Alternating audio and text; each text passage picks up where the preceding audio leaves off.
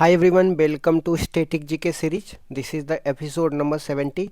In this video, we bring you some static GK question that already has been asked in various government exam like NTPC, SSC, UPSC and many more. The topic I'll be cover here like national symbol, historical event, scientific fact, polity and geography.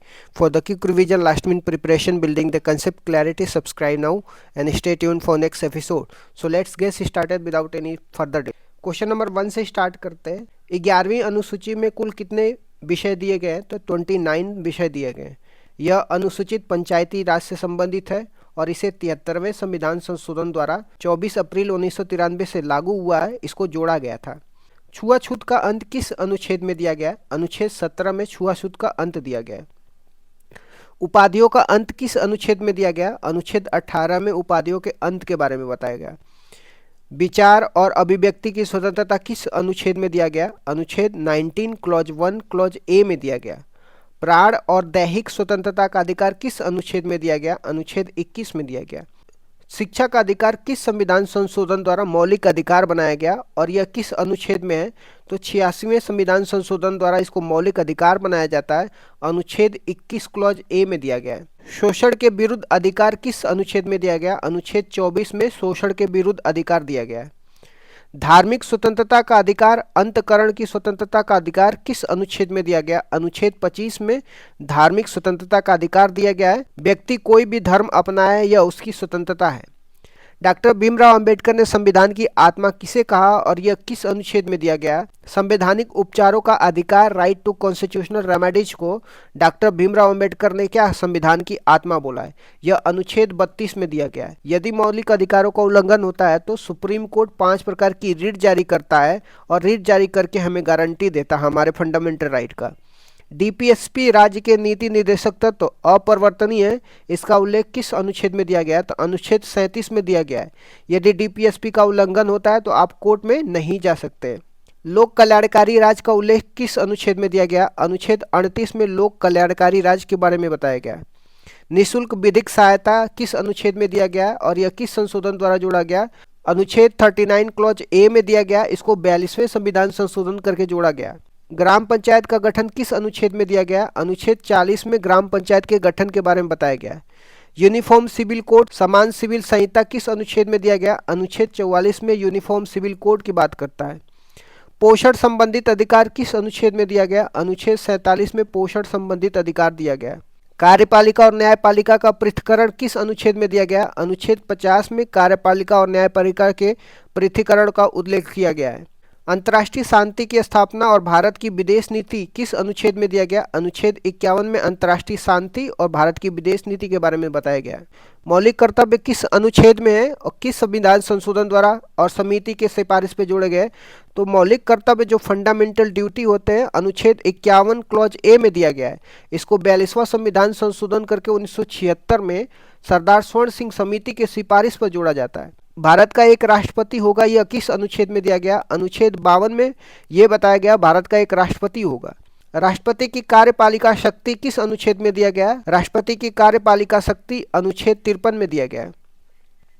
राष्ट्रपति का चुनाव निर्वाचक मंडल द्वारा होगा, यह किस अनुच्छेद में दिया गया? अनुच्छेद 54 में बताया गया राष्ट्रपति का चुनाव निर्वाचक मंडल के द्वारा होगा। राष्ट्रपति के निर्वाचन विधि एकल संक्रमणी मत पद्धति किस अनुच्छेद में दिया गया? अनुच्छेद 55 में बताया गया है proportional representation by the single transferable vote के माध्यम से राष्ट्रपति का चुनाव किया जाएगा। राष्ट्रपति का कार्यकाल किस अनुच्छेद में दिया गया? अनुच्छेद 56 में बताया गया राष्ट्रपति का कार्यकाल 5 वर्ष होगा। राष्ट्रपति की शपथ किस अनुच्छेद में दिया गया? अनुच्छेद 60 में बताया गया कि भारत के राष्ट्रपति की शपथ भारत के सुप्रीम कोर्ट के चीफ जस्टिस ऑफ इंडिया राष्ट्रपति को शपथ दिलाते हैं। राष्ट्रपति पर महाभियोग किस अनुच्छेद में दिया गया? अनुच्छेद 61 में बताया गया कि राष्ट्रपति पर महाभियोग चला के उनको हटाया जा सकता है। भारत का एक उपराष्ट्रपति होगा, यह किस अनुच्छेद में दिया गया? अनुच्छेद 63 में बताया गया कि भारत का एक उपराष्ट्रपति होगा। उपराष्ट्रपति राज्यसभा का पदेन सभापति होता है, ऐसा अनुच्छेद 64 में बताया गया है। राष्ट्रपति और उपराष्ट्रपति के चुनाव संबंधित विवादों का निपटारा कौन करता है और यह किस अनुच्छेद में दिया है? राष्ट्रपति और उपराष्ट्रपति के चुनाव संबंधी विवादों का निपटारा सुप्रीम कोर्ट करता है, ऐसा अनुच्छेद 71 में दिया गया है। राष्ट्रपति की क्षमादान शक्ति किस अनुच्छेद में दिया गया? तो अनुच्छेद 72 में बताया गया है कि राष्ट्रपति मृत्युदंड को भी माफ कर सकता है। अटॉर्नी जनरल जिसको महान्यायवादी बोलते हैं, इनका उल्लेख किस अनुच्छेद में दिया गया? अनुच्छेद 76 में बताया गया अटॉर्नी जनरल के बारे में। यह भारत का सबसे बड़ा वकील होता है और वर्तमान में वेंकट रमनी है। पार्लियामेंट की ज्वाइंट सिटिंग के बारे में किस अनुच्छेद में दिया गया? अनुच्छेद 108 में पार्लियामेंट की ज्वाइंट सिटिंग के बारे में बताया गया। अब तक यह 3 बार केवल संयुक्त बैठक हुई है। धन विधेयक का उल्लेख किस अनुच्छेद में दिया गया? अनुच्छेद 110 में धन विधेयक का उल्लेख किया गया है। वार्षिक वित्तीय विवरण जिसको बजट बोलते हैं, किस अनुच्छेद में दिया गया? अनुच्छेद 112 में वार्षिक वित्तीय विवरण के बारे में बताया गया। राष्ट्रपति का अध्यादेश किस अनुच्छेद में दिया गया? अनुच्छेद 123 में राष्ट्रपति के अध्यादेश के बारे में बताया गया। राज्यपाल के अध्यादेश का अनुच्छेद कौन सा है? आर्टिकल 213 में राज्यपाल के अध्यादेश के बारे में बताया गया। सुप्रीम कोर्ट की जजों की संख्या, कार्यकाल, नियुक्ति, शपथ हटाना से संबंधित प्रावधान किस अनुच्छेद में दिया गया? अनुच्छेद 124 में बताया गया सुप्रीम कोर्ट के जजों की संख्या, कार्यकाल, नियुक्ति, शपथ और हटाने से संबंधित है। सुप्रीम कोर्ट एक अभिलेख न्यायालय होगा, यह किस अनुच्छेद में दिया गया है? तो अनुच्छेद 129 में दिया गया। राष्ट्रपति सुप्रीम कोर्ट से परामर्श ले सकता है, यह किस अनुच्छेद में दिया गया? अनुच्छेद 143 में दिया गया। सुप्रीम कोर्ट परामर्श दे सकता है, ऐसा आर्टिकल 143 में दिया गया। कंट्रोलर एंड ऑडिटर जनरल जिसको नियंत्रक एवं महालेखा परीक्षक का उल्लेख किस अनुच्छेद में दिया गया? अनुच्छेद 148 में दिया गया। वर्तमान में सीएजी कौन है? गिरीश चंद्र मुर्मू है। राज्यपाल, राज्य में एक राज्यपाल होगा, यह किस अनुच्छेद में दिया गया? अनुच्छेद 153 में दिया गया। राज्यपाल की क्षमादान शक्ति किस अनुच्छेद में दिया गया? अनुच्छेद 161 में दिया गया। राज्यपाल मृत्युदंड और मार्शल लॉ को माफ नहीं कर सकता है, ये आपको एक्स्ट्रा पॉइंट ध्यान में रखना है। राज्य में एडवोकेट जनरल महाधिवक्ता का उल्लेख किस अनुच्छेद में दिया गया? अनुच्छेद 165 में दिया गया। केंद्र में अटॉर्नी जनरल के बारे में अनुच्छेद 76 में दिया गया।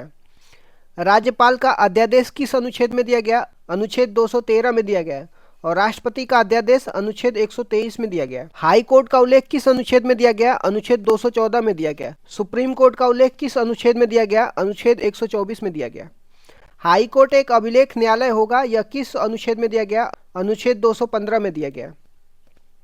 हाई कोर्ट के पास रिट जारी करने का अधिकार किस अनुच्छेद में दिया गया? अनुच्छेद 226 में दिया गया।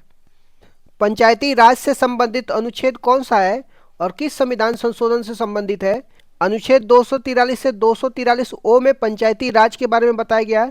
इसको 73वें संविधान संशोधन से जोड़ा गया था। दिल्ली से संबंधित अनुच्छेद और संविधान संशोधन कौन सा है? तो दिल्ली से संबंधित अनुच्छेद 239 ए, इसको 69th कॉन्स्टिट्यूशनल अमेंडमेंट के द्वारा जोड़ा गया। जीएसटी का उल्लेख किस अनुच्छेद में दिया गया और किस संविधान संशोधन से जोड़ा गया?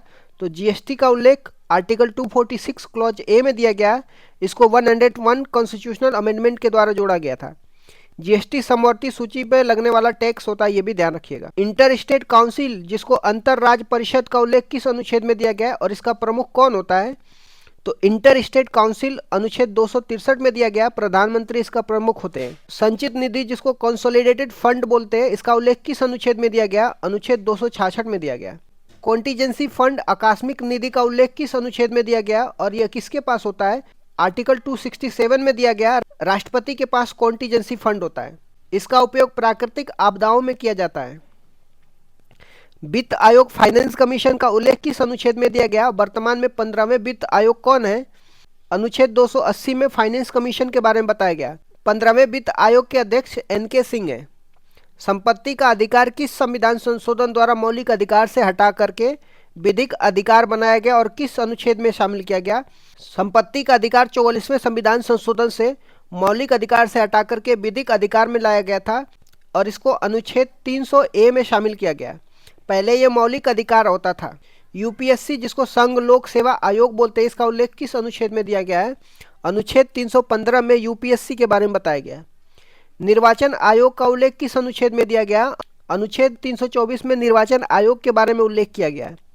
National commission for schedule caste किस अनुच्छेद में दिया गया? अनुच्छेद 338 में national commission for schedule caste के बारे में दिया गया।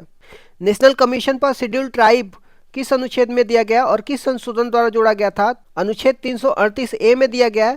इसको 89th कॉन्स्टिट्यूशनल अमेंडमेंट के द्वारा जोड़ा जाता है। राजभाषा हिंदी का उल्लेख किस अनुच्छेद में दिया गया? अनुच्छेद 343 में दिया गया। राष्ट्रीय आपातकाल किस अनुच्छेद में दिया गया? अनुच्छेद 352 में दिया गया। राष्ट्रपति शासन किस अनुच्छेद में दिया गया? अनुच्छेद 356 में दिया गया। वित्तीय आपातकाल किस अनुच्छेद में दिया गया? अनुच्छेद 360 में दिया गया। संविधान संशोधन का उल्लेख किस अनुच्छेद में दिया गया और किस भाग में है? तो भाग 20 में आर्टिकल 368 में दिया गया है। जम्मू कश्मीर से संबंधित अनुच्छेद कौन सा है? आर्टिकल 370 है और इसका कुछ भाग वर्तमान में समाप्त कर चुका है।